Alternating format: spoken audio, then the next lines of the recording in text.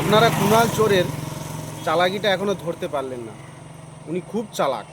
কুণাল চোর বুঝে গেছে তৃণমূলের বিদায় ঘণ্টা বেজে গেছে।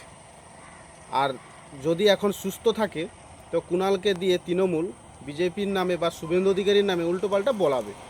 তাই চোর কুণাল ইচ্ছে করেই বাথরুমে পা পিছলে পড়ে গেছে। পড়ে গিয়ে যে আমি অসুস্থ, হসপিটাল ভর্তি।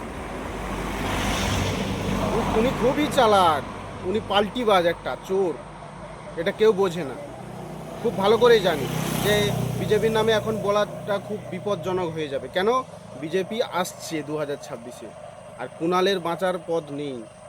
কুণাল, তুমি যতই চালাকি করো না করো, আবার তোমাকে পুনরায় জেলে যেতে হবে। তুমি যা করেছো সব রেকর্ড আমাদের কাছে আছে, এবং বিজেপি ব্যবস্থা নেবেই। কোনো চোরকে বিজেপি নিজের দলে নেবে না।